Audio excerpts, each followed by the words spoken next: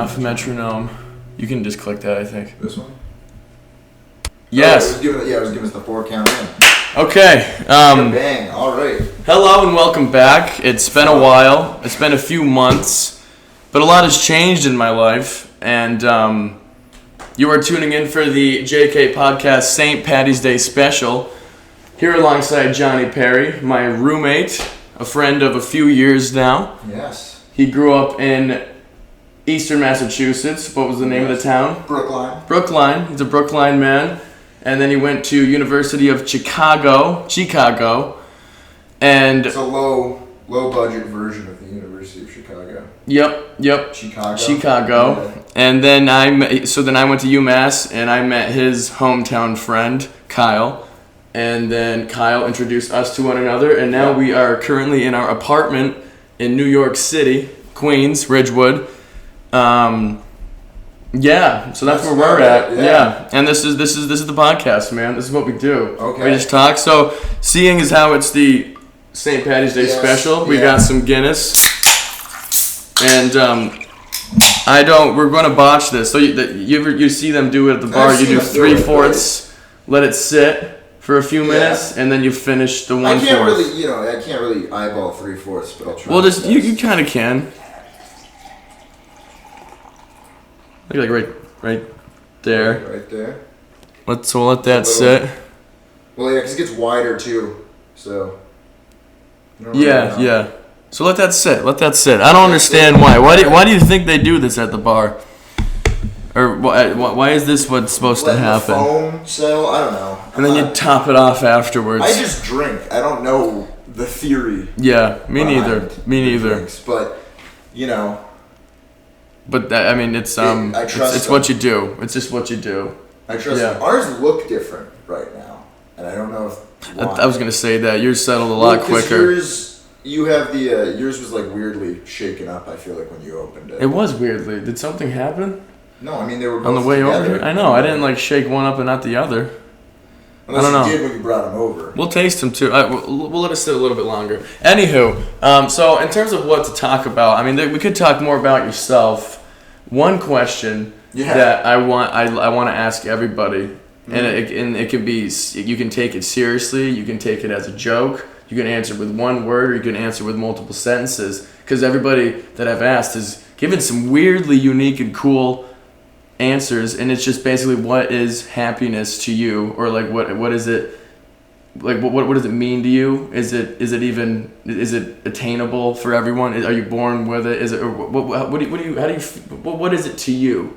And it can be specifically to you, or what is it to humanity? You know what I mean? What anything, any answer. What is it? Well, I mean, we could get serious with it. Yeah. If we want to, but I could also give a goofy answer. I mean, I don't. Well, what do you want out of me here? Well, okay. At this early stage, because later I would think we could go deeper into it. All right. Give me goofy then. Give me goofy. Okay. Well, I mean, I think I'm gonna finish off the Guinness. Yes. Yeah. Okay. Thanks for interrupting me just as I started to answer the question. That's what we do here. But, you're buying me a little bit of time to come up with a better goofy answer. So this these glasses are not big enough. I'm not gonna make it too much because I should stop. Over the mic in your laptop, but I'll swap these maybe. I'm very sorry for interrupting you. It's okay. It's totally fine. I'm torn up about it. Oh, okay. It does just fit. I'm gonna hold off again because I'm right next to the laptop and the mic. How's it? How's yours? Is it good? Oh yeah. That's good. Love to hear it, man. Yeah. I also don't think at bars they're pouring them out of the can. For the most part. No, it's out of the draft, but you're still, I think, supposed to do it. I don't know. We're ignorant, and he's not even Irish, so. I'm not. But I got he's British. Half. Greek. Half. All right. Well, all right. I'm down to get deep later, but what? Just give me a little something. What is it to you? With happiness? Yeah. Happiness is just a bubble of joy that rests right above your heart. And sometimes you can tap into it. And that feels great. And then other times, it's kind of hardened and crusty, and you just have to wait for the natural thawing. I'm mixing metaphors here, but you get what I'm saying, right? Like it's always there. So I've thought of it as it's like a fuel that is you use it up and then you have to like work it back up again, and that's the high and low thing. But you're saying there's a bubble that the wall gets, or a crusty wall gets put up, and then you can't access it every now and then. Yeah. Why we can't? Yeah. Who knows? Yeah, I was doing like a little bit more of like a metaphor thing. Yeah. You were going for like an idiot science kind of situation where you're like, oh, like the dopamine builds up. Well, kind of, yeah, but they're just fuel. Still call it a metaphor. Okay. Like, but it's still idiot science. Yeah, yes, I agree. Yeah, no, I mean you're right. It is. And sometimes you have a predisposition to having a smaller ball of joy in there. Is that a thing, or is it a predisposition? I've been told I have smaller balls actually. And I don't know what to make of that. I mean, it's probably good because if it was bigger, that's when you go see a doctor. Wait, you mean testicles, or do you mean your joy? No, I've got both. Yeah. Wow, you have been told that you have small balls. No, actually. Okay. I made that up. It was for a bit. Sorry. Called, I don't know. I apologize. No, it's okay. I don't think it was that good, to be honest. That's a bit. But so, take that as you will. Yes. Thank you. But I do think, I have been, we're talking about small happiness ball, whatever. I've been told that it's small. That's the diagnosis. by professionals. Yeah, by professionals. Yeah. No, I mean, I think, if we can get real here. Weirdly, my goofy thing kind of became real, but I think we're funny when we're real, so let's do it. Let's do it. Okay. Yeah. Well, no. So to get real, I do think happiness is kind of finding your place in things, if that makes sense. Like it's finding out how you fit into the rest of everything, not just society, but nature, the world. Where's your place here? And once you kind of have that, it's easier to tap in to that fuel. It's constantly churning, gets crusty less easily, and I think that once you find that, once you get to that space, you're able to generate, again, I'm mixing these metaphors, which is problematic and confusing. No, it's good. I do think it's easier to generate that fuel, right? Like yes. It's easier to tap into the well there. So, and we are at a point, an age where that is almost, it's almost like it's easiest when you've gotten there and when you are growing up. Because when you're growing up, it doesn't matter yet. I'm just here to go to school. I have imagination. I play tag. And then we're at that point right now where it's like, what is my role in this world? What am I to do? Yeah, you're not thinking about it as a child. It's almost like it's hardest to be happy right now in that sense, because it's unless you know what the hell you're doing, you have a drive, you have a goal. It's good to have a point B from your point A in order to have happiness. I also think that which has been said before by other people on this thing, and it's really cool, man. Yeah. No. But I think when you think about it, you start to question things. And sometimes I think, the ignorance is bliss kind of a thing. Like I think when you're a child, for all the faults that I think exist with the way we go about schooling, not to get into a whole side thing, but I do think, when you're a kid and when you're in school, you don't have to think about your place in the world, because it's like, you do, but you don't. Because it's like, well, here and now, I have to do this for tomorrow. This is what I'm doing. This is what I've done for the past however many years. And it's easy to kind of find a happiness within that, because you know kind of your place in things, and then you can figure out where you find joy within that framework. And then you graduate whatever high level of education you have. It could be high school, it could be college, grad school, whatever. And then you're kind of just thrown out there. And you have to figure all of that out, which is where we are now. And it's stressful, and it makes it harder. You can find momentary happiness, but the amount of fuel you have at a given moment, I feel like isn't as, the wellspring isn't as deep, because you're not as grounded. Which is dark, and I'm recognizing, but it's true. I mean, I think. Is there another metaphor there? Like we were running on diesel before, but now the the quality of fuel is getting a little shittier. The No. fuel the I fuel is don't the same. think we know Okay. enough about Yeah. gasoline to talk about. Well, this. yeah, okay. No, I didn't know if you meant the quality of the fuel. That's what I was wondering. No, It's I just think the it meant same more like fuel, but it's the you have less of access it to at it, a less time. of it at a You time. can maybe Got it. get, You're more running on consistently less. have it, but it's like, Yeah. it's the fuel is like, I went out with some friends and had a good time, but it's less of like a deep seated, like, okay, I have my stability here. And some people don't thrive on stability too. There are people who like having that kind of- people are, yes. and, it's different. It's different from person to different. person, which I think is essential to kind of understand that there is no one form of happiness. And I don't know. I went back there, by the way, and I saw the sound levels went lower. So I don't know. That's what I realized too. Yeah, I'm gonna try to yeah. stay sitting up. Yeah. Hey, good shit, man. Yeah. Real good shit. Anyway, That was that's a little peek behind the curtain. Yeah, no, it was a great answer. That was a Yeah. fantastic answer. Well, yeah. I mean, it's cool. It's cool because I wish I had a better one. I wish I'd thought about it more. Well, that's but, if you get everyone that I have asked has gotten caught off guard with it, so it's Yeah. and hey, we could do it again. We could do it in another episode or something. You Yeah, know? I think if more about it. Maybe even later in this episode. And I to can- your I can point, get into it and, What you were saying, it made me think of because I think I said this during like the first one I did with my friend Joel when he told me what happiness is to him, about how it's fleeting and like it's and in terms of having agency and goals, it's or your role, your meaning in life.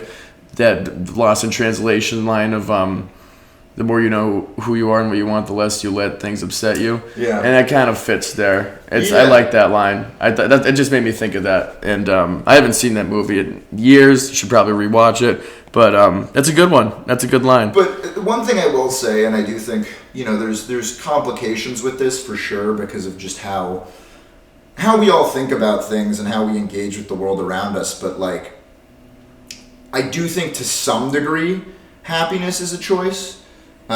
Which coming from someone with clinical depression is odd, I think, to hear. But I do think there's an element of it where I'll go online and I'll see people griping about a movie that they didn't like, or a comic that they didn't like, or some story that like upset them for some reason, and I'm like, you really just have to let that go. And it's hard, and I feel that it's hard too. That's not like me being like, just let it go, man, whatever. Like, I do think it's a challenge, but I think it's a challenge that's worth it. And I don't know if people realize that, because it's easy to kind of give into the anger when you're hurting, or when you're like disappointed or let down, and when you're looking for that happiness and you don't maybe have as much in reserve, and you go to a movie and that's where you're going to get your happiness and it lets you down. I understand being real disappointed, but then you're allowing that to affect you beyond just that moment of disappointment. Yeah. And I think that's what I mean, I guess, when I say like to some degree it's a choice, where it's like you choose how much to take in and take on, and you do it unconsciously. It's not, I don't think it's like I'm gonna do this, out of the gate, that's what you're thinking, but you end up doing that, and I think having to be aware of yourself and kind of, I don't like the mindfulness thing to some degree. I think it's just like a buzzword for, whatever, but I do think that you do have to be mindful of how you're engaging with the world around you and with yourself. Yeah. And it's hard to do. That's not like an easy, just do that. I'm not trying to argue that. I like that. I don't know if that would be like motivational or hard to hear for those that say are struggling with happiness, because some people have trouble finding it, but saying that it's a choice I find that kind of comforting. I like that idea of it, because it's almost like it's a perspective, but you can change your perspective. That's up to you. Yeah, you can rewire your own brain to some degree. You can't fully rewrite your own reality, but you can to some degree modify how your perspective, your outlook, right? And it's not easy.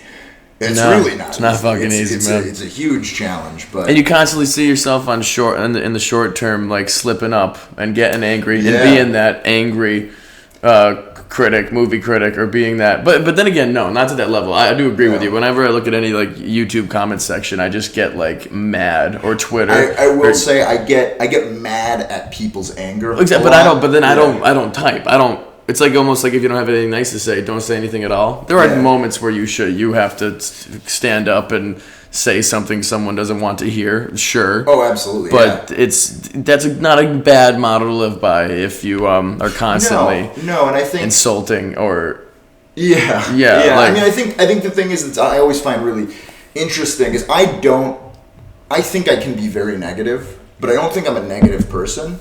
I think a lot of people sometimes will like think that about me. It's like an optimistic base. Yeah, because I mean, like, look at, again, as we talk about, I never leave a movie, I never end a TV show, like, upset, because I'm like, well, it's a little thing, it doesn't really matter, like, in the grand scheme of things. I would have liked it to be better, but it's not, gonna devastate me. Yeah, and that's healthy, I can't let it affect me in that way, but I can also find good in it, and I think that I get people being that kind of upset. I think I understand it, especially if you don't have time and you take the time to watch something for 2 hours and it lets you down.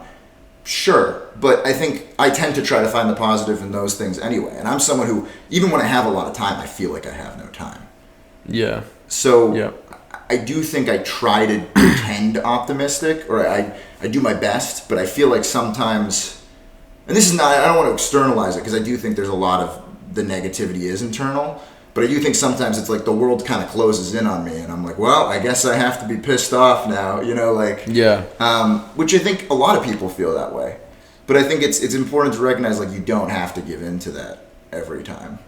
Sometimes, sure, but not every time. Sometimes I think it's what I tend to do is, and it's kind of, you can call it problematic, but it's like being optimistic through a pessimistic lens, in that, like, you could, anytime your Wi-Fi goes out or like something, and then you're like, oh, like, people are starving in the world, like, and I think that you can do that and feel better. Like, I've told depressed people that, like, not as like, come on, man, be happy. You've told them, you'd be like, fucking get over yourself, man. Jesus Christ, why are you so depressed? But it doesn't matter. Depression is a different bag. It's not. I'm aware of that, and that's, I mean, if anything, makes me more sad. But I'm not even sad. I just don't have like the wherewithal to like to give a fuck about their lives or my own. It's I don't know. Well, I don't know. The other thing that I think is often lost or not appreciated in the same way by some people is that a lot of little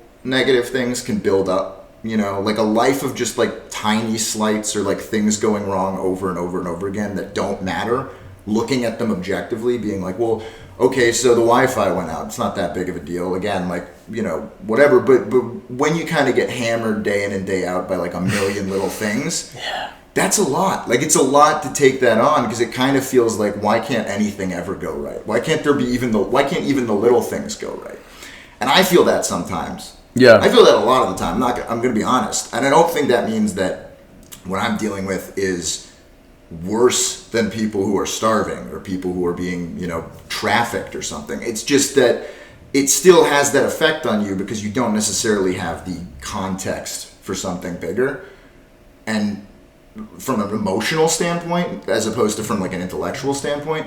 And you also, it's still valid. It's still valid to feel like, look, like every day, all these little things go wrong. I just want something to be simple and easy. And that might be why you get upset about the movie or whatever. But I think sometimes you just have to realize there's no agency behind that. There's no one to blame. And sometimes that makes it worse because it's easier if you can just direct your anger somewhere, and rather than having this just directionless frustration or sense of like just hopelessness. Very, very fair. Very good point. But at the same time, I don't think the direction's ever really valid, right? Like, you look at any issue and any situation, there are people to blame, but then it's like, well, but then there's also systems that go back years and years and years, or just, history or whatever that affects that too. And it's really hard to blame people. Like, I just think it is, because there's so much going on. There's so many ins and outs. You don't really know how someone's thinking or what's happening or anything like that.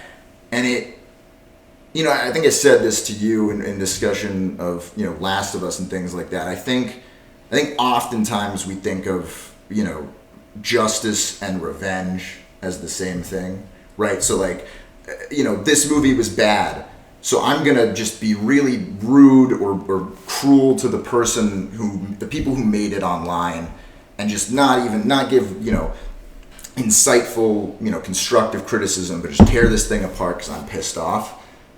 You're just spreading around that pain and that hate. You're not solving anything. You're not fixing the problem for you or for them or for the world. And I think, to get into happiness, to tie it all back, I think that's the only way we can be happy is if we stop, like as a people overall, is if we stop doing that kind of thing.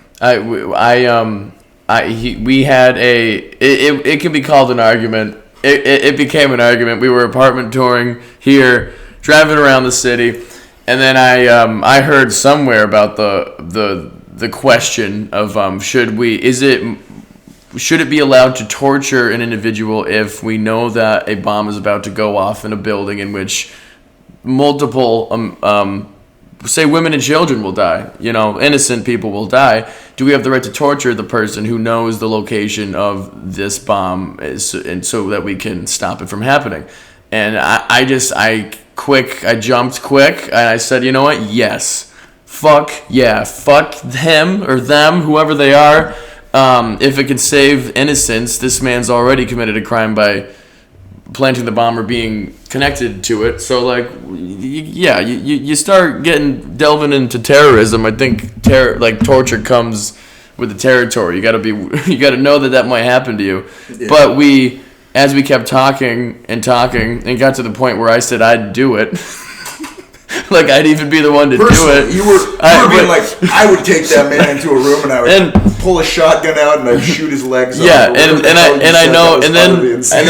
acknowledge that this is a hypothetical situation. We will never know for sure if I would actually do something like that. I would never get nuts with a knife, but I said I could find a way to like hurt him without me throwing up. Maybe I would maybe it would be too much for me. It doesn't matter because in the end he changed my mind. And I agree with him in his opinion that it should never, because you're stooping to levels. Well, it's not even that, and more than that, and more than that. The stooping to level argument is kind of a cop out sometimes. Like, it's not really about that. It's more that I kind of brought up like Martin Luther King, where like the civil rights movement worked, and I don't know if it would work today because of the internet and how that affects the way people engage with figures and movements. So, at that time you have a figurehead, and that person can kind of, make sure that the message is staying on point.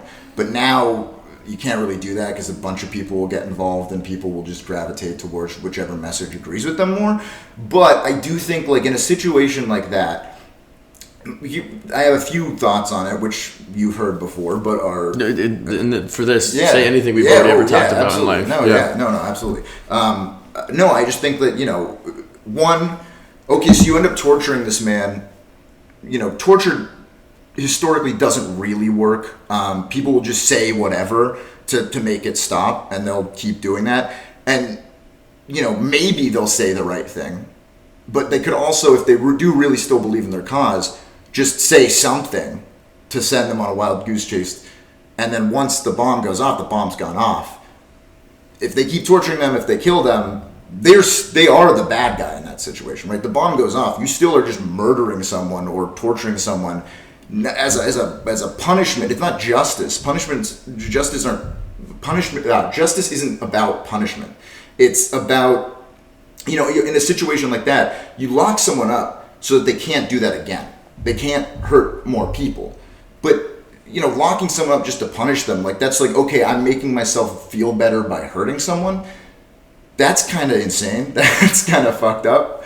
I get it. I understand. The argument there is that no, it's just for information, but but I'm saying after the fact, right? I skipped this part, which is that say, okay, the person you're torturing them, they say whatever. They're not saying the truth. They're just saying something to get you to stop. The bomb goes off anyway. whatever you do after that, regardless of that, which is kind of what I was just talking about there, you're still just tortured a person for no reason. You were trying to achieve something, but in the end, you didn't achieve that thing, and then you tortured someone. Which, I get the intention was good, but still, like, it's still fucked up. And also at the end of the day, right, like, to bring it back to what I was saying about, like, the Martin Luther King thing, if you torture someone, people who are on the edge who will later be radicalized in whatever, whether it's a bomb plot or whether it's a religious thing, a cultist thing, political storming the Capitol style thing. It's like you're validating these people because what they're seeing is, yes, maybe there was a bomb hidden somewhere, but they thought that was right in the first place. But then they see this person retaliating with just as barbaric tactics, more personal. A bomb, not that it's better, but it's like, it is like detached. But this is like people in a room beating someone who's unarmed, like in the moment, not just leaving a package somewhere and doing something. That's a level of malicious and like, brutal. That is, you see a bomb go off in a movie, it's rough. But you see someone getting tortured in a movie, that's really rough. Like just the way that kind of plays out. And I'm not saying that movies are similar to reality, but it is, you have someone tied up to a chair and there's three of you and you're just going ham on them and they don't have, it's a brutality that people who aren't yet radicalized but are kind of leaning that way see that and go, or hear about it. Yeah, or hear about it and go, well, these aren't the good, it's not like these are victims or the good guys. We're seeing people and thinking that they're evil, whether they are or aren't. And I think that... And this is the American government that doing the torturing, then exactly. Yeah. And then they apply it to everyone. But if you look at the situation, it just keeps happening and keeps happening. These cycles. And here lies the cycle of violence in humanity. Yeah, but if you and a lot of people will die. It's really hard because there will be a cost of life. But at the end of the day, no matter how you break a cycle, it's a cycle. So somewhere in that cycle, someone's going to get screwed if it gets broken. Because there's not going to be full justice for everyone. That can't happen to break a cycle. So, at some point, like you have to break it, and that sucks. But if you don't break it, then it just keeps happening. And long term, the consequences are far bigger. So what I would say in that situation is, right, you don't do anything. People start to see, well, okay, we're just attacking these people who aren't retaliating, aren't hurting anyone actively. At the end of the day, we can't be the good guys. Like at some point there is a wake-up call there, and I think for people, especially people who are on the fence, and I think, as the numbers dwindle, as time goes on, you eventually eradicate those kind of violent movements. It's theoretical. I don't think it necessarily works that way. I think it's I'm with you though, man. I think violence or just rage, anger is it's almost like a virus, and it's contagious. It's heavily contagious. Yes. Obviously, that's what we're talking about. It spreads. And if like the way to fight it is nonviolence.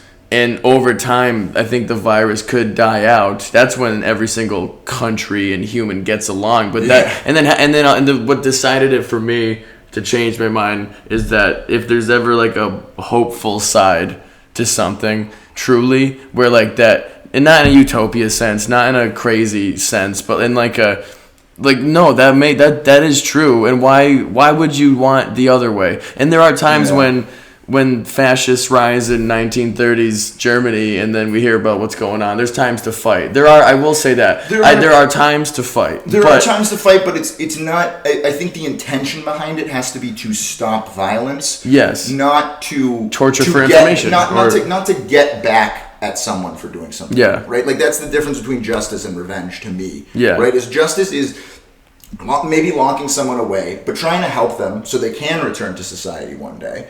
But locking them away so that they can't hurt anyone now. Yeah. That's why. It's not to punish them for the crimes they've committed. It's to fix the situation. Yep. Because when it comes from a place of anger, what really differentiates us to some degree, and I know that's like lofty thinking, and it's coming from a place of someone who hasn't dealt with, any real serious, violent offense towards me or people I love, but it is like we have to, be better as people. We have to not. I mean, it's not really about like being better or not stooping. It's just about like realizing that everyone is a human being, and what's the difference in at the end of the day between someone who does something violent and someone who doesn't? The action, absolutely. But does that mean that person can't go on to be better and do a lot of good and maybe help people who are currently violent not be down the road? Like, you know what I'm saying? Like, if you have a success story of someone who did something really awful and they went to prison, and we lived in a world or some sort of mental institution or anything like that, and we lived in a world where those resources were there, that person could get better, and that's an inspiring story to people who maybe are going to do something wrong, to be like, okay, well, I may have gone down this path, but that doesn't mean there's no coming back from it. Because I think that's where you get fucked, right? Is people who do wrong, once they've done wrong, they're ostracized by the world. There's no real path to redemption, and so they have no incentive whatsoever to stop doing that.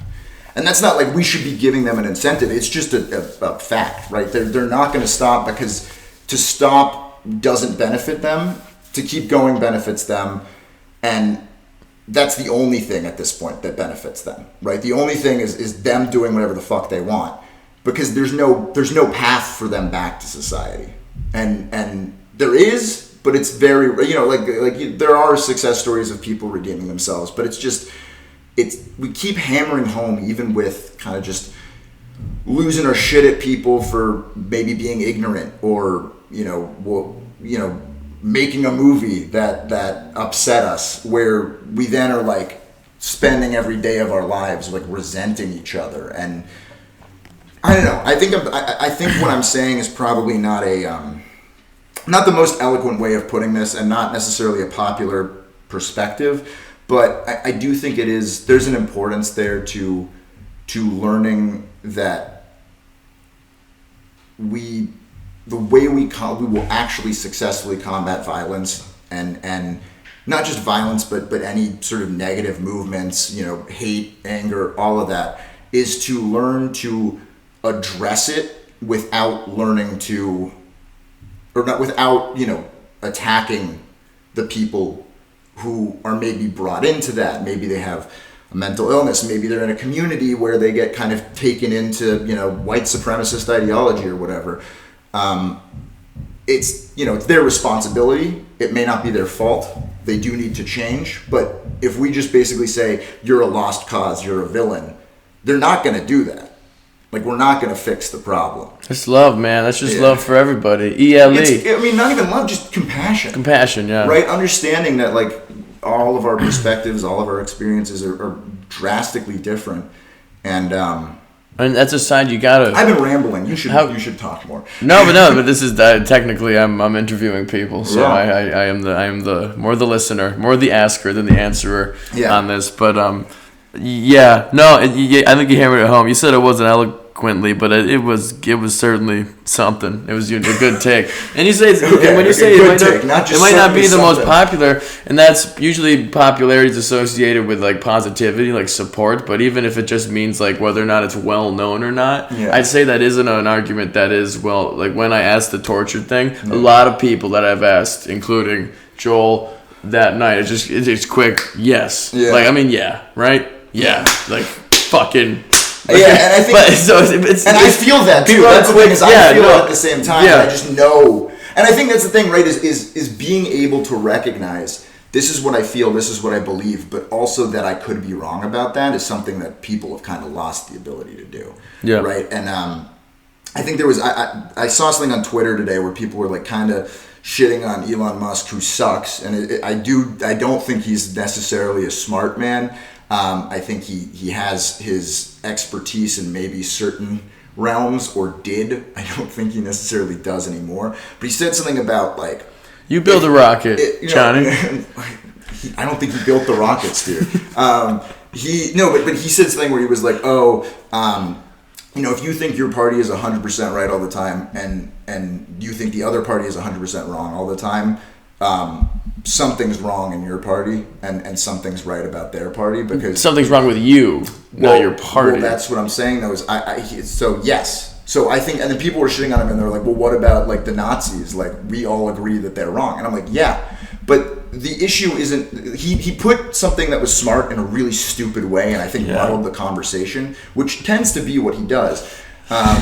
Is he'll read some like actually intelligent person, and he'll like warp their, argument to fit his like weird, like racist, but also, classist ideologies that, I don't know, I hate him. I have never associated him with racism, and I don't know. He's defending Scott Adams, the Dilbert guy, for some reason. He says stupid shit. Anyway, but he said something that was smart in the stupidest way possible. Yeah. In a way that muddles the discussion. I like where that was going. Yeah. But I don't like how he said something's wrong with your party, because that's, I mean... Well, I think it's more about the fact that if you can't at least acknowledge that you might be wrong, that there may be realms in which you might be wrong, you're not on the right side. And that's the individual. Right? And that's the individual. But it does stem from, like, party line politics, where I stick to these talking points as opposed to like having your own perspectives. I think it's always funny, right? Is because I agree with all of the like major points of the left. Yeah. I just sometimes think that they go a little too far in a way that's like, it's not that it's too far like for an ideal. I agree with you, that should be the ideal. But I don't think it's helpful or productive in this situation. It's just enhancing this divide. And whether you like it or not, you're never going to get rid of all these people who disagree with you. So you're going to have to figure out a way to coexist. You have to. You can maybe change their minds, but you can't just like be like, well, I don't care what they think. Because you have to. In the wise words of Donald Trump. Oh my God. There's good people on both sides.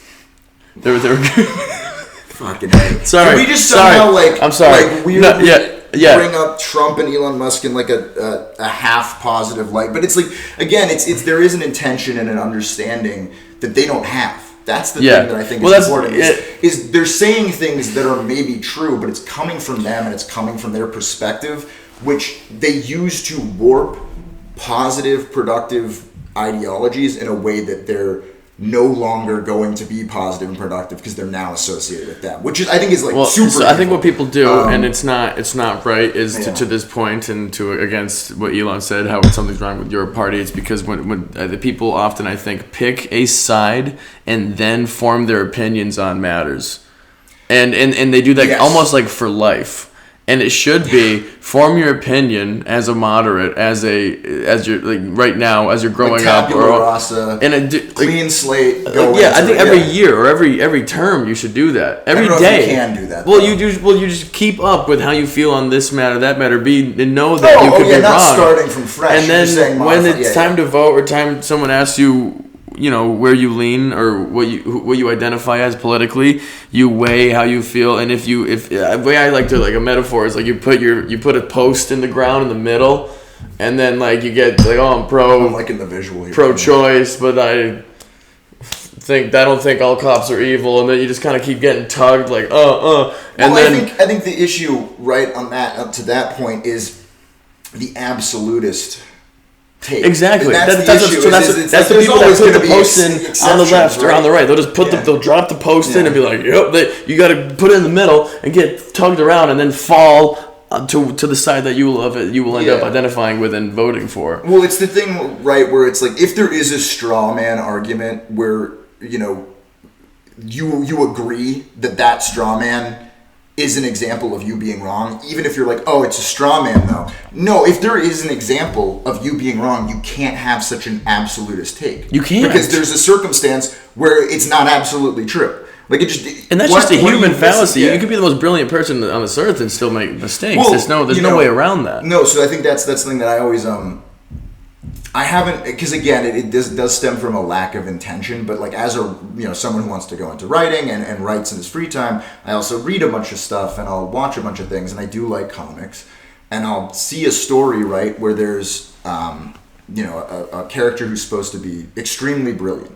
It's not necessarily that it's their superpower, but they're like Reed Richards of the Fantastic Four or someone like that, or Batman, and they make a mistake. And people are like, well, Batman wouldn't make that mistake. He's a genius. And it's like, well, yeah, but even geniuses make mistakes. He's a person. Yeah. So they do make mistakes. And even make mistakes in, like, for example, I know people who were brilliant mathematicians and would overlook really simple things, right? In college, I had friends who, you know, I would then, like, be working with them.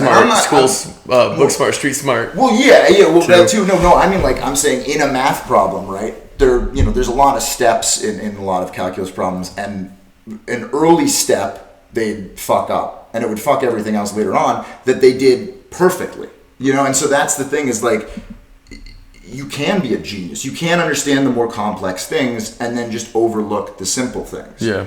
And no one is perfect. That's the thing. You can be super smart, but that doesn't mean you're perfect. And success and support feeds ego when you are intelligent to the point where you might start thinking, no, everything I think is right. It is. And I'm going to give my opinion out to those who should listen to me, because and this is Elon, you know, like an Elon character. Yeah. That happens. That very much happens.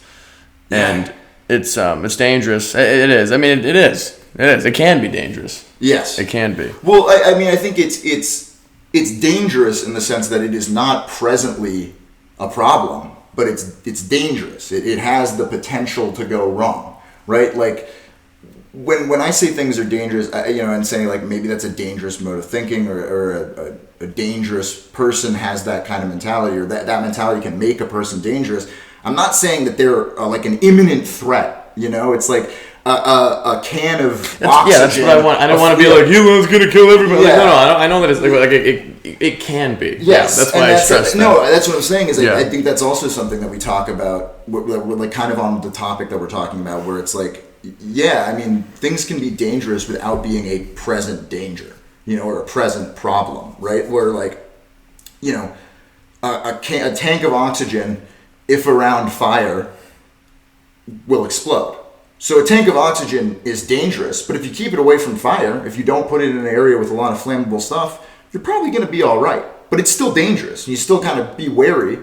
You don't just, like, leave it there and then just stack up a bunch of celluloid film around it and then just build a wood box. Like, it's just, you're not going to do that. It's not. Yeah. Yeah. Yeah. Fuck. Yeah. You want to get into lighter stuff? We can talk about something lighter. I do. Well, I'm trying to. When I do this in the future, I think it's worth having a notepad for both of us, as, like, someone's going on a tangent. No, I do have it. Yeah. But even other things I thought of, and they're gone. But when you said, I just thought it was interesting when you said that the Martin Luther King and the civil rights movement, who knows if that would have been successful had social media existed at the time. And you just got me thinking, like... Well, Joel, I got that from Joel. Yeah, that's a good point. Yeah. That's a very good point, because imagine that during any...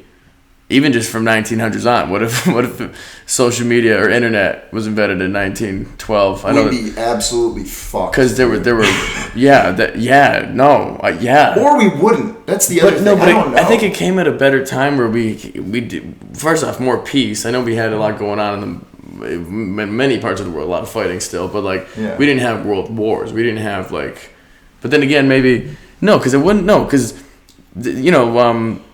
like, propaganda is a lot easier without it, and you kind of need that during, like, world wars. Well, but then again, at the same time, but then word would have spread quicker. Yeah. About what was going on in Germany or in you're right. I don't know. I mean, at the same time, I think, right, like, what I was saying with the Martin Luther King thing is that you can take a movement and instead, and this is again what Joel was suggesting the other night, was that you can take a movement. And back in the day, there would have been maybe one or two or three figureheads, and they would kind of present things in the best way, and they would be the most fit for the job. But now we can have, like, 80 different people who are, like, many representing all with their own followers. And so that's it makes it more muddled. True. It makes it harder to get an actual movement off the ground that is united, like united. Force, that doesn't mean it's impossible. I just think it's harder to do. And I think things were going in the right direction. There were still problems. But then I think once social media took off, they did a complete 180. Like, things have gotten significantly worse since that's, I don't think the internet needs to go. I think social media should go. But then people are like, well, you're stifling my There'll freedom of speech. Rooms. But then my whole thing too is like, well, you're not stifling the freedom of speech. Like back when they came up with the idea of freedom of speech, it was you have the ability to, speak your mind in your community. And then, if a lot of people agree with you in your community, you kind of get to a higher level, and then that kind of spreads throughout. There's vetting processes that don't exist now. Back then, anybody's got a voice, a big voice. Alex Jones, that's shit. Like it's. Do I think that people should be able to speak their minds and say whatever they believe? Yes. Do I think they should necessarily have a platform to do so? No. But I also don't know how you control that in a way that's fair. You know what I'm saying? And before internet, not biased. It was you had to earn a voice. And earn it was harder. It was harder peers, to get one, and you had to work for it. And usually, those doing that were doing it for the right reasons. Every now and then, it was not the case. Not every now and then. Often, it wasn't the case where they still got the voice. But then again, we're in a world where shit is almost worse. But is it because so much fuck shit was going on back then too? I don't know. I feel like I go online now, and I'm like, I can't agree with anyone. And that's like kind of upsetting to me because, back in the day, I think when I started to get in or like be aware of politics when I was younger, I was like proud to be on the left because I was like, this is the side of, science and rationality and, even temper, right? Like you're calm even when you're talking about things that are like emotional for you. What about the stoic cowboy? Yeah. What about what? Sorry, no, keep going. What did you mean by that? No, because there are calm... Even conservatives, but I do think because I thought of it more in the sense of like global warming. They're looking at the facts, right? And it's not like there's emotion backed by facts. Yes. Now it's emotion just backed by like this is how I feel about this. And often Christian. And there is facts too. Yeah. Ideology. Well, but I'm saying on the left too. There is facts that support, or there are facts rather that support, a lot of the beliefs of the left, and I think that you could use that more to your advantage. But I think oftentimes people just kind of give in to the like, well, this feels wrong. This is, messed up. You're not really going to convince people that way. It seems like you can't convince people with facts nowadays, so it doesn't really matter. When you said growing up, when you started learning about it a little bit and you're proud to be like identifying with the left. Yeah. When I was growing up, I felt the same way. And then I realized like all the people that I like in Hollywood and a lot of people I look up to are like, oh, is that why? I was trying to check myself. Like, am I just like, and then I was like, why is Hollywood so left? And I was thinking like, what is that? And then I was thinking, oh, it's just because that's the sexier or like moral side today. So your publicist is just telling you like, no, be left actor. No, but then I started looking and there's a few like different, even just like TED Talks or books that talk about how like it's in psychology, like more entrepreneurial / artistic people tend to like vote Democratic as opposed to the more like business minded, routine, less.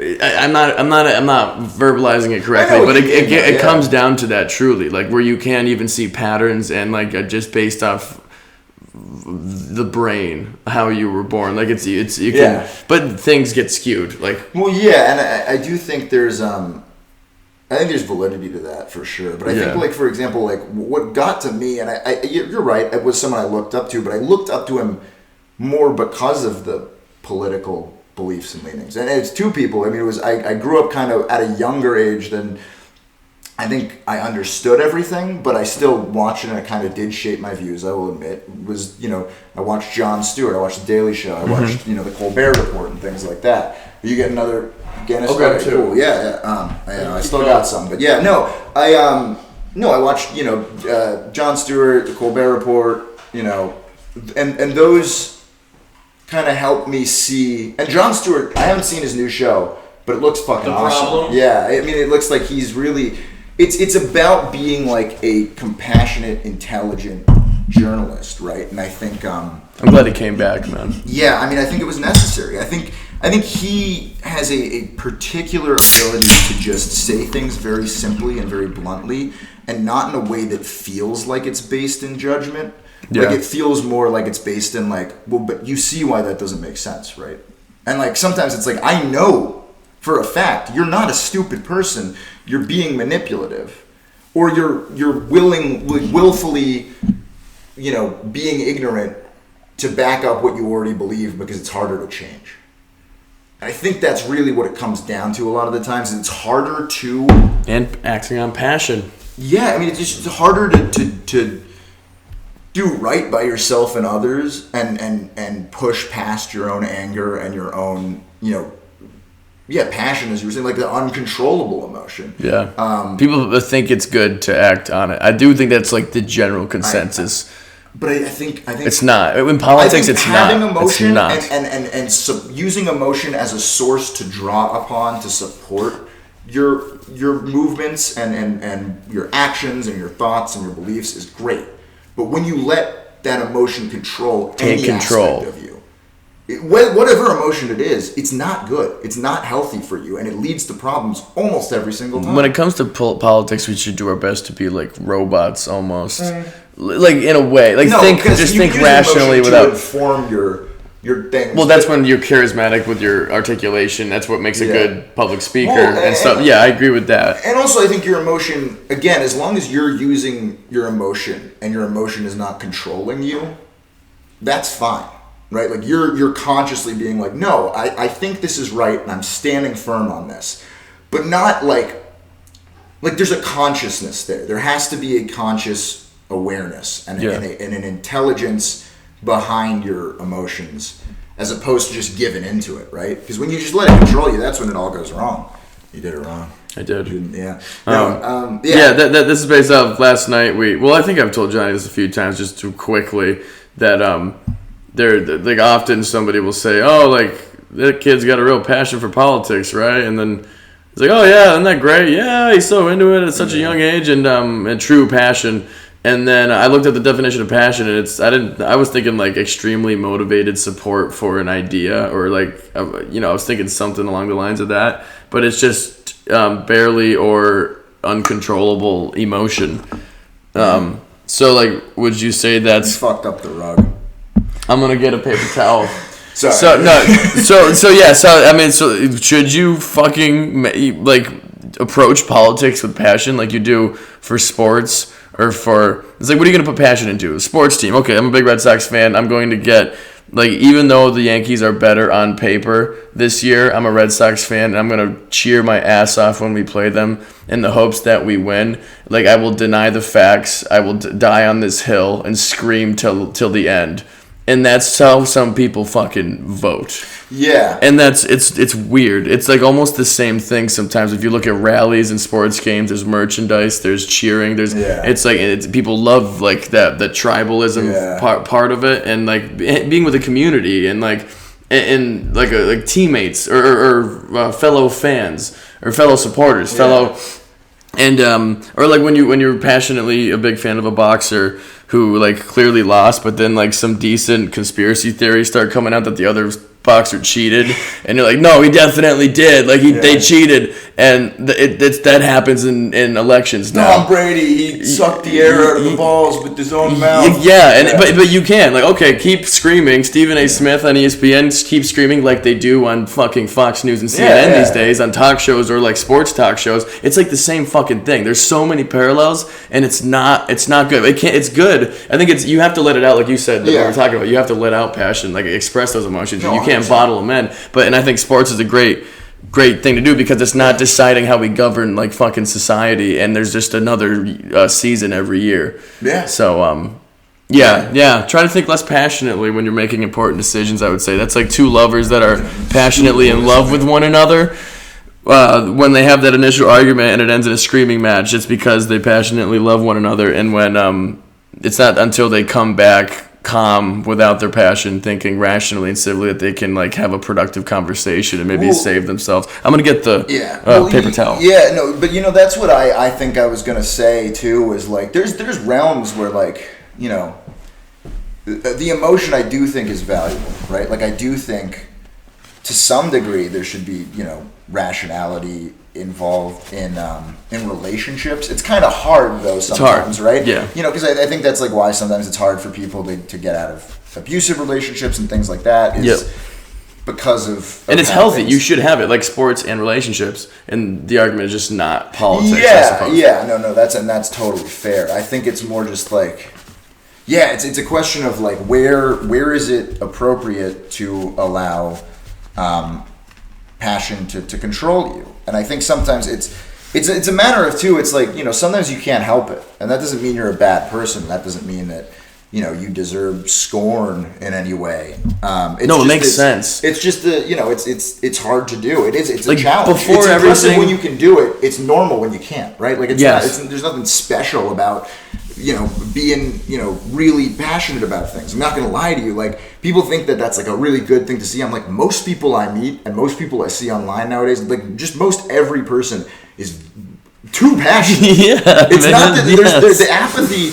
The apathy is in certain doses, not even apathy, just like a lack of like overt concern about everything is healthy. Yeah. You ask why people are constantly now, like, there's so many more people who are anxious or are depressed and things like that. It's like, because you make every fucking thing into the biggest deal in the world. You think you treat everything like it's something you have to be passionate about. Either this movie is the worst or it's the best. Either this, you know, political stance is 100% right in every single situation, or it's wrong in every single situation. And that's when you articulate an idea that's just too drastic that the other side won't even give a chance. You have to word things and come up. You have to play the game or drop the game completely and restart. Like I've heard you say a few times. But yeah, you need to. Well, that's more just about the system that we live under. The systems that we live under don't work, but we're scared to some degree of what would happen if we were like, no, we're just starting it all over.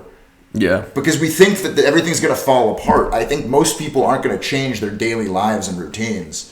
Maybe they will, but I don't think that's necessarily what's going to happen. I think it's, but the way that, you know, over time things have changed and we haven't really kept up to date with them. Think about the internet. The laws governing the internet are pretty weak because a lot of senators and Congress people are older and don't really understand, you know, internet privacy and concepts of that in a way that is maybe, you know, leads them to make the right decisions or understand how important maybe governing certain aspects are and leaving certain aspects free is. Like, it's I don't even know where I was going with this. What were we just talking about? No, so I brought up, like the game itself, the system itself, and those that run it are all, you know, and you're so right. I do agree when some like boomers will come out being like, I mean, come on, we have like experienced a lot. There's and they reach older. Like I don't want to throw them to the sharks, but also they don't. Whenever I see them talking about like TikTok and the dangers of TikTok on any news program or political show, even like down to the level of Jon Stewart, say, who I love and I agree with him more often than most, but like a lot of these people still don't. I don't know. There is this age thing where like, yeah, but you don't use the app. You don't really. I don't think you do really understand like how it could be used. The internet in general, or just but I think that the question is how it could be used. Can I borrow that? Yeah. No, it's different from how it is used, right? And I think that's important to recognize. And I think that's kind of what Jon Stewart gets at is like, yeah, it could be used for good. It's not though. Yeah. People just aren't using it the right way. I mean, it was that. I guess what I mean, and I don't mean Jon Stewart in particular. I just mean that like older people on CNN or Fox will talk about TikTok and be like, yeah, there's China's stealing our information. And I'm like, okay, what's their information? Like, what? I don't think that's what's going on. I think what China could do with TikTok that could be bad is just like keep our youth distracted by just make dance things more popular in the algorithm than those like with intellectual dance. I could see them like making their For You pages in their country for their youth, pushing more like videos that like make you think more, like because TikTok can be a beautiful place, social media can, like it's all like with the right restrictions, with the right guidance, but also who's the right person to make those restrictions? I don't know. Is tricky. That's another argument. What I'm saying is like no like fucking boomer really in like that talks about it or like I don't think gets that. It's like no, they're stealing the information. I don't really know how it works, but everyone's dancing. And it's fucked up. I forgot to do the Yeah, same. I don't know. No, So I'm just saying I agree with you that like they just don't understand some things often where it's worth listening to. I think you're right. That might understand it better. Oh, sorry. Yeah, that's it. I do this thing anyway. I will say that I think I agree with you to some degree, but I do think it's important to recognize because I used to be hardline on that where I'm like. Well, you don't understand video games because you see them as like a distraction. That too. Sometimes they rot your brain. Yeah. Yeah. You don't get that there's stories that are meaningful like both of the Last of Us games. I'm taking a stance. Both are good. Fuck off. I'm about to finish the second and I agree. The second continues the themes of the fact that violence just begets violence. The shit we were talking about earlier. Anyway, you got to break the cycle. Play the fucking game. Anyway, no, I just think that there is an element, though, where they've seen, and specifically when it comes to social media and the internet, they've seen the way it started to affect people. And I'm not like you have, I don't want to speak for you, but you've said your thing about like, you don't think porn is necessarily good for people. I don't necessarily. I don't know. You don't think it's necessarily good for people. I think what I'm leaning towards is that it's I'm gonna like classify it like a drug. Like it can be abused by some and healthily consumed by others. That's where I'm leaning right now. No, and I think it has like not ruined lives, but again, like not an absolutist perspective. Yeah. I mean, like that's exactly what it should. That's exactly what I love to hear whenever people talk that way because I'm like, yeah, okay, cool. There's some hope here. Yeah. But I think the one thing that not just talking about that necessarily and things of that nature, but I do think they've seen the way that social media has made people overall more anxious, more depressed, more quick to anger, more absolutist, and I do think that's where they're right. Like the way that these companies build social media platforms is to spark uncontrolled emotion in people and to depress people by being like, look at all your friends who are all living great lives, but you don't see the negative sides of things. And these are all like boomer points, but I think that's at the end of the day, I do think they watched that happen. They saw that shift and it's scary. It is. I mean, it's unfortunate. I do think there's a lot of benefits but I also to the internet and to social media, but I also do think there's a lot of ways it's affecting just how we engage with each other beyond a, oh, well, you're on your phone the whole time. Like, no, it's like it's rewiring your fucking brain in ways that are like basically giving people ADHD, anxiety, depression, like fostering that in them. I don't know how these things work. We don't really know. I did a whole presentation on depression in college. We don't really know exactly how it works. We do to some degree, but there's certain mechanisms we don't fully understand. It's, I do think it's fucking with people, and I do think it's bad for people. It is. But I think they're coming at it from a bad faith perspective of like, look at these newfangled devices as opposed to fully. Let's get down to brass tacks, get to the details of how it actually is. And all videos are out of your brain. Like, okay, like some of the best memories, some of the best stories. Like, okay, like some are the same as movies. So if you don't have a problem with movies, or Minecraft was a great experience for me. Like a big time drain. I will say that. It's a big time drain. Going to see a 2-hour movie versus playing like fucking 40 hours of a video game nonstop, which is things I've done before. It is different, but it's also that comes more from the way that a lot of these games are designed to be kind of addictive. And like I don't know if Call of Duty has a net moral good or bad where they're at on that. I don't think it inherently has one way or the other. But again, it comes back to you have to be conscious about your intentions and how the way you're using it. I'm gonna. Hey Joel. What's up, buddy?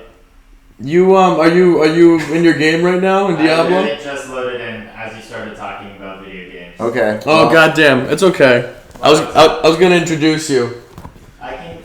No, I don't know if it's a possible. Later, I don't know if it's a possible thing. I don't know how it works. Okay. Well, He can't pause it. when you're done, though, feel free to. Yeah, I'll. Yeah. No, that's Don't good. also That's don't good. feel the pressure. Do I'm whatever gonna you want grab. to. Should I grab the donuts? I ate one already. Yeah. Okay. But I can bring them over and you can. No. No. He's still playing. It's in progress. Okay. He's doing it. He's doing it. Doing the thing. Okay. Thanks, man. I can grab them if you want. No, it's too late. I already got them. Thanks, man. This Well- is Joel. This is our friend Joel. Yeah, we just ruined his Diablo 4 beta. He's lived in many places. He's in New York right now, making a movie. Something like that. Oh, And, am I expected to have one? Oh, you don't need to. No, you dropped a sprinkle. But it'd be. Are you hungry? Thanks, man. We can wait on him. We can leave him here for now. I'm not Okay. that hungry. Okay. Well, But I appreciate it, Joel. I'm sorry. If you want him, you I take have mine another. too. Oh, Joel, real quick on the St. Paddy's Day special on the JK podcast. Why do we call it? Why do we celebrate St. Patrick's I Day? don't know. I'm Jewish. Good answer. Yeah. Yeah. Are you Catholic? Joel Osborne. Me? Yeah. Irish and Italian. I was baptized, but that's the most I ever did. Yeah, that's fair. Yeah, like nothing past that. Yeah. So I don't really identify with, but yes. No, I was just curious because Yeah. I'd assumed that because of the Irish and Catholic. I mean, I had Italian, Yeah, but yeah. But maybe that was a poor assumption. I don't know. No, that makes a lot of sense to assume. I think that is fine to do so. Oh my god, I'm gonna get fucking. No, I would like to talk about religion, but before that, We don't have to. I want to shout out. Say what you're gonna say, but I do what you do actually, kind of, because I was gonna say. Okay. But- Well, this is leading into something else, but not for too long, I don't think. I want to shout out the Lorecast. Well, we haven't done it yet. I know, but so as shouting it out now will only make us more apt to do it. Yeah, you're forcing me to do it, which is Forcing, fine. yeah. I'm okay with that. Which is, and I was thinking, now that you're going to do an episode on it, what do you know about St. Patrick's Day and why we call it that? On it? Okay. Well, right now, what do you know? Why do we call it St. Patrick's Day? St. Patrick drove the snakes out of Ireland. Yes. Which is why there are no snakes in Ireland. So and That's all I know about. True, just the reptile. Are they reptiles? Yeah. We're talking they have about scales, the yeah. animal snake. He drove snakes out, and we said, "Oh, March 17th. Well, that's let's why celebrate Ireland that." has no snakes. Okay. Which is a nice It's not quality true. for a. There are snakes. Well, no, it's not true that it was this man drove all of the snakes out of Ireland, which is why Ireland has no snakes. It's not how ecology works. I like how it's drove. Like he drove them out of Ireland, not beridden or. I don't know how he did it. I don't like. He lured them. Yeah. With snake bait. Well, I think it was probably an Or he act said of like, God, which is why he's a saint. Right? Oh, an act of God. So you think there were no snakes in Ireland, and then people are like, why aren't there snakes here? Oh, because it's St. Patrick. Yeah. Hey. Yeah? I don't know. When did he live? I don't know any of Okay, this so shit. yeah, I didn't. I just know the snake thing. Okay, so yeah, I didn't know. I don't even know if when I heard it, we were watching Always Sunny today, and I was like, oh wait, maybe that's like there were people like snakes are like conniving, two-faced No, fucks. I knew about the snake thing. It's literally snakes. It's okay. That's the message. All right, yeah. That I've received. Okay, but also to the driving out of snakes. Yeah. To St. Pat. Yeah. Yeah. Cheers. Are you trying to end it or are you trying to wind it down? Which is fine. End this? Yeah. No. I didn't, okay. Well, so I want to shout out the Lorecast because right. You can explain it if you want because I'm looking forward to it. I think it's a great idea. That was like you will do research. You didn't have any. That just turned off. Yep. Audio's still going. Hello, Okay. people, so you can hear. Maybe it just. We'll just tap it. See what happens. Oh, did it die? Did it outright die? I'll click menu. It might have outright died. Okay, we'll have another battery. Okay, well there'll be a black screen. Oh, it's back. It's upside down. Look at the battery. Oh yeah. Okay, so battery died, people. Right now there's a fun image on the screen. Yeah. I'm sure you're enjoying it. It's a goodbye. You know what? to us. I'm gonna pause it. I'm gonna pause it right now. Wait, why? It's because I have to like take off the. Well, let's keep I'll talking. entertain. Okay, We can keep talking, people. We can put a bunch of the series of images. I don't know. Yeah. A slideshow of our time together. I don't know. You got any? I like to ask people this. No one's answered it so far. Well, I was gonna say something. Would you but like to can go answer ahead. it? I think you would, but no one's answered it. No one has wanted to answer it. Oh wait, we you have will? to do the Lorecast. Okay. Thing. Okay. Well, say what you were gonna say. We'll do the Lorecast thing. Then I have another thing to say. Okay. We have an agenda. Do you have? What are your hot takes? What are your problematic thoughts that you think many people wouldn't agree with, or would even have a problem with? I mean, I think I've said most of them. Just now. Okay, that's a good answer. Fuck you. I mean, no, I can think if there's any more that I have that are actually problematic. I guess like the dodge everyone gives is awesome. It's like in traffic. It's really not a problematic. Like it's not that I'm trying to hide any problematic takes. It's like I think those are the most problematic ones I have. I think maybe you get me down to specifics, but they all stem from those beliefs. I mean, I think one that I can say is that I do believe that usually I don't think. I think people are far too harsh towards like humor. Like, and I get it because I think sometimes people will be like, "Oh, I'm making a joke," but they're not. You know what I'm saying? Like that was just like a cover. So I do get that, but I do think for me, I really think that something really beautiful about humanity is that we can make light of like the worst shit. Yeah. And that. The bad thing happened, right? Like 9/11 or something happened. It's awful. But either we just let it be something that we always feel miserable about, and then they win, or they already won. But then its only legacy is just horror. Or you can make light of it and like rip every last shred of potential joy that could come out of a tragic event and make like someone laugh with something horrible that happened, and that doesn't excuse what happened. But there's these goddamn liberals, man, trying to censor comedy. I mean, do you remember when Carlin would just get up there and say whatever the fuck he wanted and nobody gave a shit?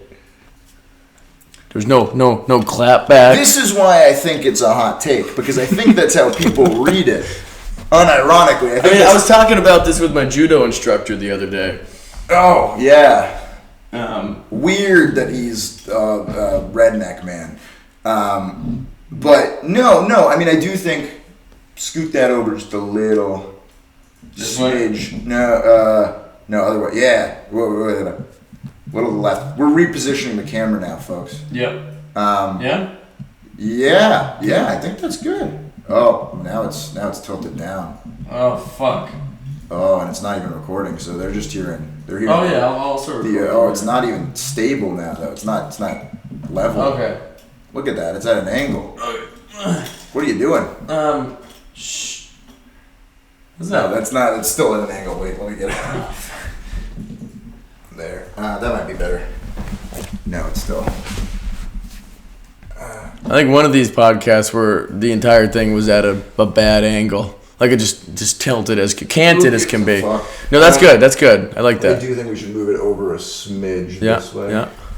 Or wait, was it the other way? No, it was the other way. Okay, so there's whatever you wanted to say. I liked what you were just saying, but there's what you wanted to say, and then there's Lorecast. That's what we have to cover. I'm getting flipped around here. Is it? What's wrong? What do you think? I just think. Okay. It's a little too. Yeah. That's nice. Is it recording? Yeah, see the red dot. So it was recording the whole time. Awesome. Yeah. Wonderful. They'll see my pit stains. It's weirdly hot. What were you going to say? It's 73 for some reason. Oh, I turned it off. Why is it 73 in here, though? Didn't I turn it off? Is it just hot here today? I don't know. You did turn it off. And that's off? Yeah. Yeah, okay. Weird. We could open some windows if you want. No, none of them are going to reach over here. I'm going to go pee. Would you mind entertaining people? Yeah. Yeah, I mean, I can try. I can explain the Lorecast if that's... Oh, yeah, do it. Something. Do it. Okay, well, so essentially, the idea is we have a podcast where I just kind of deep dive hard into some subject. It can be history, it can be a fandom, whatever. And I really just have a bunch of notes. I ruin my life just spending hours and hours and hours focusing on something to the point where I'm kind of manic about it. And I come in and I try to explain it to Johnny and give him as much detail as I can, make him just as much of an expert as I have been forced to become. And then, you would ask me a bunch of questions and maybe try to catch me off guard, maybe not.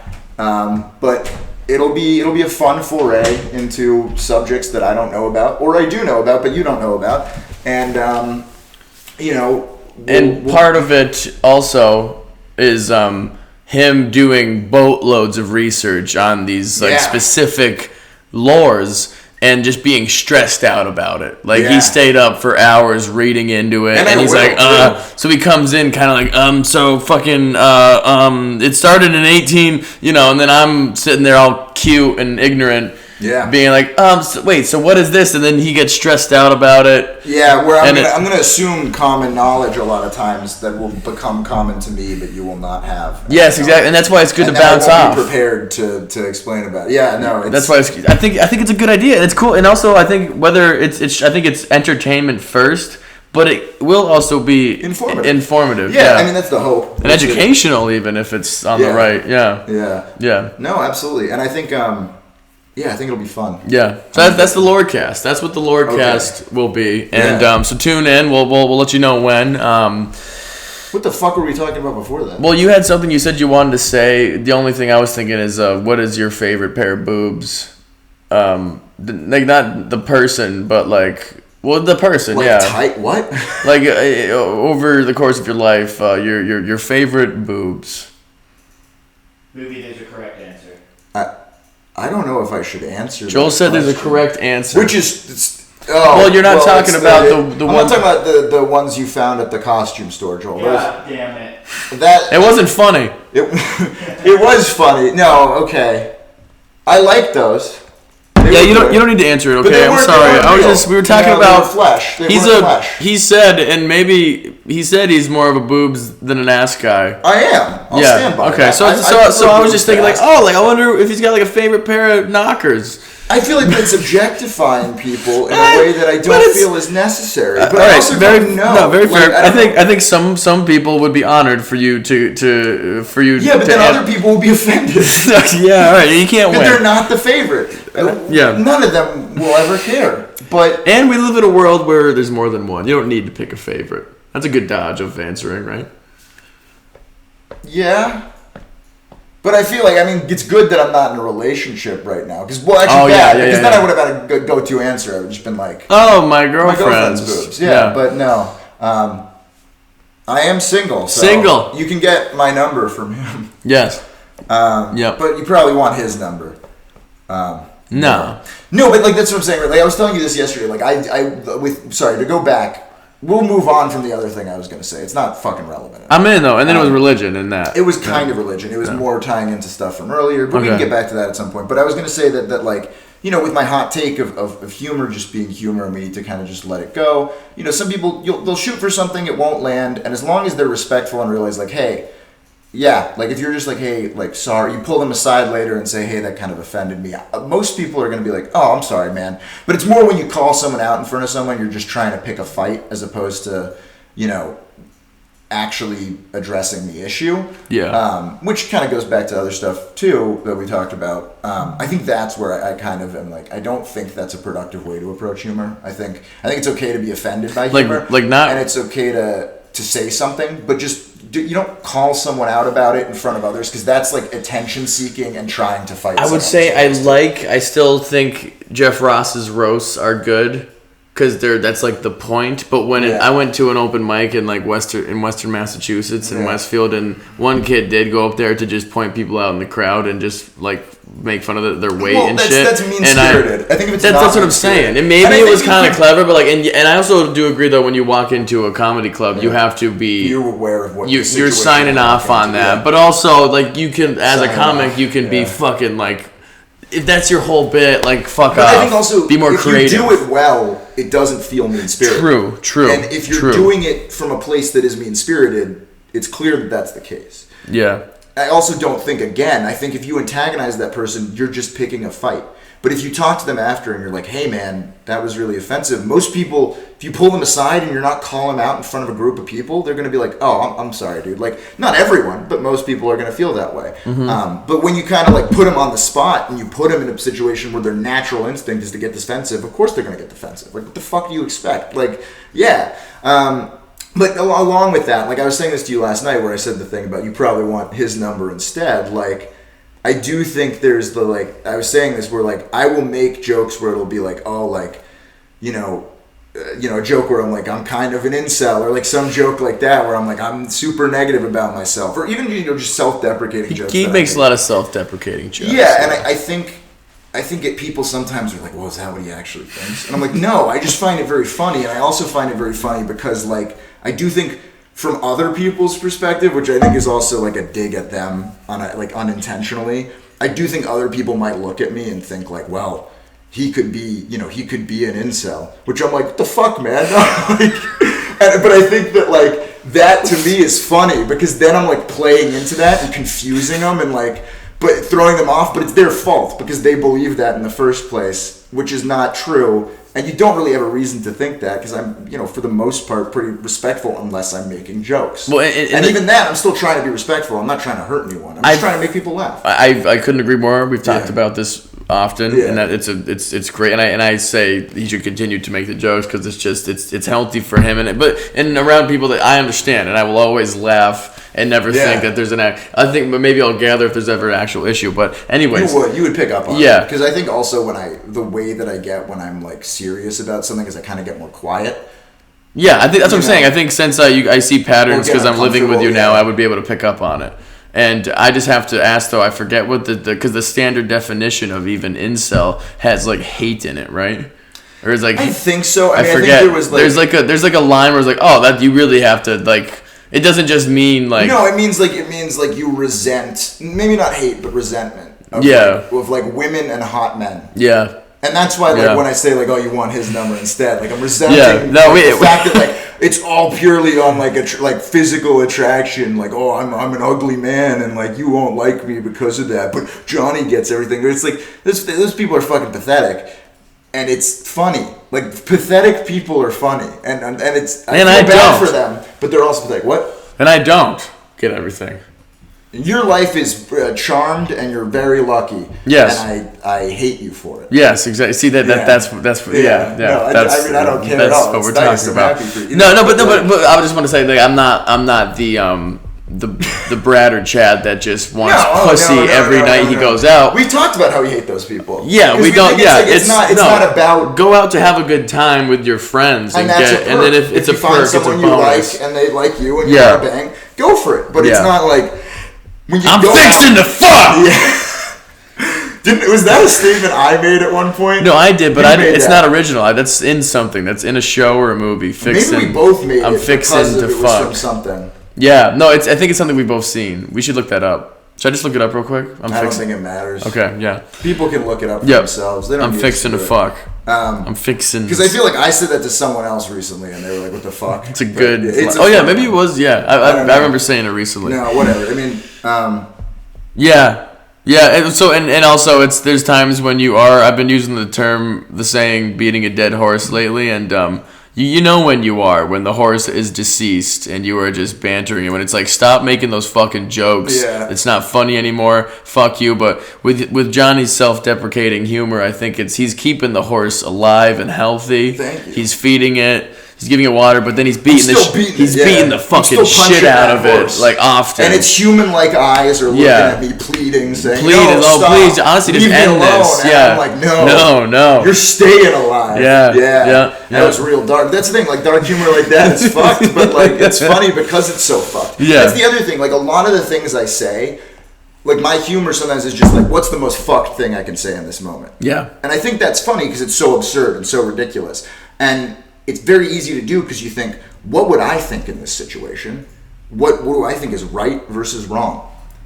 Just say the opposite. Say the farthest opposite you can possibly come up with. And if you have a decent imagination, you can come up with something pretty far to the opposite. Yeah. And if it comes out of nowhere, it's just, even from just like the surprise of that, is kind of funny to most people. Yeah. I find it, again, I just really like absurd things. I also like sometimes people being taken aback by things, but then you like being like, no, it's okay. You know. Yep. But I think that's the thing. We both do. Well, that's what I was talking to you about too, with like the beating a dead horse thing. Is like I would do that though, and I would find it funnier because everyone else is tired of the fucking bit. But like that's the joke to me, is that everyone else is tired of the bit, and I know that. And sometimes the beating of the dead horse is, but I would argue that it's not dead in the case of your self-deprecating humor. No, thank you, I appreciate that. But no, I mean it's So that, I guess like my take on humor is that I think people need to be a little less rigid about it. I think on both sides, right? Like I don't think that is. I think in the past it may have been like a woke thing, quote unquote, in like the pejorative sense, not like the positive social change sense, but I don't think that's the case anymore. Like I think like Republicans can't take a joke. I think like hate groups can't take people making fun of them. They get really pissed off about it. Incels get very pissed off if you make fun of them, and Andrew Tate gets pissed off if you're making fun of his fucking tiny dick small face. I can't believe I fucking paid for that.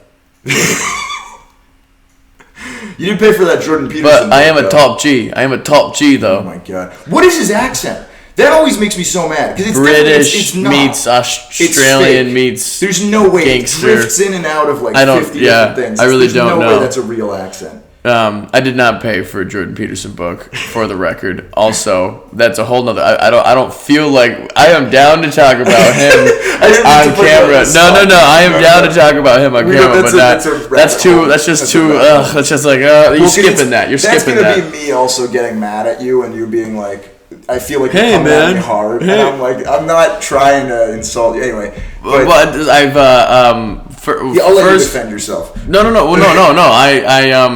No, again, I don't want to get into it, but now I owe it to whoever's listening to. Not now though, God, because it'll go on for too long. And no, I'm not a full supporter or fan. I'm not anymore. But I don't know if I'm I don't know if I'm a hater yet. I can't say I hate him. That's what I'll say for now. How long have we been doing this? I just want to make sure. It's probably been an hour because it adds. How much is? See, I know. I don't care. I just don't want to. I don't want us to go over. I'm sorry. Oh no, I don't think it's been that long. I was thinking if it was 4:00, that would have been a long time. We could go for like an hour and a half. I don't think it really matters. I'm down to stop soon. I was thinking I have one thing to talk about that could be good because we both have come up before. That's why it's like callback type shit. First one is like comparing like what are your favorite in creative forms? Fucking boobs again? No. Your creative forms of torture or murder. Christ. Like like when they would heat up the pot of mice below your stomach and they'd have to that's what I was gonna eat say. through. Yeah. Well, it's not even. You don't even have to heat it. There was times where you just starve them. The rats, starve the rats, yeah. Like that's pretty horrible. Because I was saying, I just threw it out there literally last week and before we moved here to my friend, like burning to death at the stake. It's got to be the worst. Like I'd take anything else. From the smoke before you die from the fire. But I heard but the nerve, the sensation up until then is one of the worst possible fucking things. But then he brought up the mice one, and I was like, damn, I think that's worse. I think I'd rather burn at the stake. You stay alive for a lot longer. Exactly. There are worse things than. You stay conscious for a lot longer. Yeah. Why did you bring that up? That's very dark, but I'm down. It's interesting. It's interesting. Yeah. I don't really know many. That'd be something to look into. Like for some reason that was just introduced to children because of how fucking cartoonish it is like the Iron Maiden, where you go in and the spikes are just inside the door and they close it. Like the little sarcophagus thing. And they enclose or no, it's like you go into it and there's spikes in the back and then the door closes and there's spikes in the front. You never seen those? Oh wow, that's the Iron Maiden. Efficient. That's cool. Yeah. You've never seen those? I feel like they had those in like Scooby Doo, but they would never go in them. You just see one. No, you had me thinking like Indiana Jones, with like the ceiling with spikes and or like Star Wars. Didn't happen. Well, they did that with the trash. Compact. I mean, no, Iron Maiden. Okay, that's cool. I'll look into it. That sounds fun. It's the Chokey and Matilda. What? Chokey and Matilda. Is that a new form or is that what he's talking about? That's what he's talking about. Chokey and Matilda. I can't say I know of It's a that. coffin with a bunch of nails He sticks kids in. A coffin with a bunch of nails that he sticks kids in. It's been a while since I've... Yeah. Wow, okay. Yeah. That's, thank you, Joel. I got you. Yeah, all right. And then there's, the classic Viking, Viking, where you just pull a man apart. You grab the arms and the legs. Use horses and just... that's cool. It's like it's simple. What the fuck is happening here? This came out. Because we were talking about, I guess, torture was bad. Yeah. Those aren't even really torture. Those are like methods of murder. That's what I mean. And these aren't necessarily torture, just like methods of like death, but not swiftly. Execution. Non-swift execution. For the sake of it's like torture execution. Here's my favorite one. If we're getting honest, because it is like super cartoonish. I heard somewhere, and this could be completely wrong. This could be made up entirely. But there's a certain length that you need a rope to be when you hang someone. If it's too short... Oh, you saying like when you're on your toes? Well, no. Well, so when you drop the thing out from under them, because you'd be on the platform, they drop it out from under them. If it's too short, they just choke to death. Yeah. It's like longer. If it's just the right amount, neck just snaps. It's instant death. If it's too long, I have heard the head like pops clean off and just like blood just shoots out, which feels like a cartoon. So you're saying that like you just drop from like a building, too high, like and pick up momentum, and then because the way that the rope is under, which is that's a long rope. That's a long rope. Yeah, but this is cool. This is very cool. I'm talking about it in like a slightly gleeful way because it is like that visual is fucking straight out. You watch that in slow motion, dude. Yeah. Like that's because it would be like maybe the body would kind of like because the head comes up and it brings up and then snaps. Head goes like further, blood squirts out and the body kind of goes up and then falls down and the head lands. I'm also imagining. I mean, I know it's like hemp rope or something, but I'm imagining it like snapping up like a bungee rope. Oh yeah, that's cool. That's very cool. Yeah. Yeah. Let's move on. Yeah, let's move on. Thank you. That was very good. We said I just one like little word of wisdom. My this is I am dumb and ignorant, but one thing I thought that was like a cool that'd be a cool thing to say if people ever want to listen to you. This because I said the saying earlier. If you don't have anything nice to say, don't say anything at all. Yes. And then we acknowledge how sometimes there are times to say something not nice. But the flip side of that, if you have something nice to say it. Because it's crazy how reliant our self-confidence is upon others. And I think there's a lot of people out there that may have a passion, whether it's artistic or not, where not enough people are telling them, like, yeah. And it's only if you believe it. Or if someone posts on their Instagram story singing and you think it's good, how many times have I like, oh, that's good, but I don't really know them, so I'm not gonna like say I thought it was good because that'd be weird. But like, no, like if you have something nice to say it. It's only it's contagious, spread positivity. Like, and I'm just so thankful that the reason we're in New York City right now is because like my friends and family like has said nice things to me throughout all of college. Like, no, you should go for it, man. You should do that. And I couldn't be more thankful for that. If I grew up in a family that wanted me to do something else and didn't support it, like I don't know what would have happened. I'm so glad that it. Like honestly, that's really good to hear. And stranger friends from UMass that just were in like a film class were like, no, like that. Yeah, you like do it, man. I was like. Thank you. Like, wow. Yeah. Well, here's my straw man argument for why you're a fucking idiot. Well, two things. One is that I do think, for me, and this is just like it probably comes from like the depression and anxiety and also just a variety of things. I think sometimes I have found that people believing in you really positively when you maybe have depression and anxiety stresses you the fuck out. And so you're like, oh no, now I have to live up to these people's expectations. I'm letting all these people down because I'm not right now being successful. And then you spiral to the point where it's hard for you to eventually be successful. Okay. So I will say that's a fantastic point. I was thinking you were about to say that it'll only feed ego, but you're not saying that at all. You're saying the opposite of it, so that's very interesting. Because I was thinking the only downsides to it are that too. I mean, that's a fair point. Well, but it feeds ego or expectations. So I guess I have another point, but say what you say first about I will say what I'm saying. Then, if I were to edit it after you saying that, would be like just simple, not like you should go accomplish things now. That was really good. No, just that was really good. Just hey, that was beautiful, or like I heard you start up that business. That sounds like a really cool business, man. Good job. Just leave it at that. People. It can still affect, but don't put so much pressure on people. I don't think it's wrong to say because I also don't think either way if it's going to have that effect. So just be nice to be nice. It's just a compliment. It's just a good. Here's my other straw man argument, right? People think different things are compliments, or they'll be like, "Oh, it was just a compliment," right? So, for example.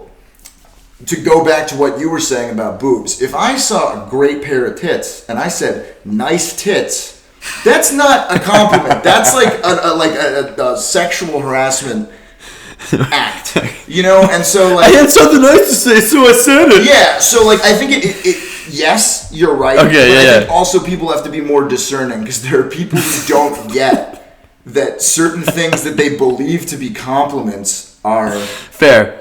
Either uncomfortable or inappropriate, and they may be a compliment. That is a compliment, technically. Yes, great, but also that's not what someone wants to hear from you. You brought up two good arguments. You call them straw man. I mean, but they're good. And the only ones that I had coming in was that like someone posts something singing on their story. You know them from high school. It's like, well, that was good. Whatever. Maybe it'll make them happy if I say it. I did think it was good. It's not like I'm lying. That was a good cover. Hey. This was really nice to hear. Good stuff. And then like, oh, thanks. You want to hang out? Like, how you been? And then it's like, okay, no. Yeah. It's like there are times when my other one was are you hitting on me? Like that's like like a girl posts something and I say that it's like like thanks. You're just saying that to get in my pants, and that's where just people that's where life sucks because I don't think you'll ever. That's where life just fucking sucks. Like man. That's where we're here to reproduce, and like there will always be like it's hard. Like that's befriending or it's that's where just shit will never truly be. Like you can never be clear 100%. About that. Yeah, and here let me also just attack the notion of positivity just a little bit longer, and just say that for example, if there's also the question of like not what the compliment is, but that combined with who it's coming from. Like if Louis C.K. was like, I think Johnny Perry is a really good person, I would be like, I don't need that from you. I don't care. I mean, I could still be a good person, but your endorsement is not what I want. You know what I'm saying? Like that's I was thinking that like if a KKK group just really enjoyed like Train and just played a lot of Hey Soul Sister. And like it's like, well, wait, like should we not like Train now? And then Train's like, what the fuck? Why are they like? Stop playing our music, but if they're free to do that, that is funny. That's a funny thing. That's a great bit of the KKK loving Train specifically because I haven't thought about Train in fucking years. I don't know why Train came to mind, but that's an amazing bit. Or it's like okay, so now are you like a white supremacist if you like Train? If this went like viral, well, no, that's the world we live in. That's the world we live in. Right? I know, it's crazy. There's people who like there was a period of time where they were like Norse mythology not allowed. The Nazis like it. And you're like, hold on, there's some cool stuff there. What are you saying? We can't. Hitler enjoyed painting. Now? Yeah. Well, yeah. I mean, George Bush enjoyed painting, so there may be something to say about painters. But no, like I just do think that there's We're going pretty long, but I think we're keeping up the momentum. Yeah, I feel good, but I think this is going to be like something you and me, since we're living with one another, just keep doing. It's not like I need to like wait to interview someone else for the next episode. Like I think we did good, and we can do it again freaking tomorrow if we want, or Sunday, or next week, and do. Oh, we can bring my mom on tomorrow. Yes. She won't do that. Probably. Okay. I mean, she might. Yeah. I don't know. I feel like she would just be like, I need to get out of the city. Yeah, because I'm just here to drop off, some furniture. And they want me to like which speak into a mic. Appreciate, but also it would be lovely to have her on or anyone on. Yeah, no, and I think that was good. We started off like the introduction.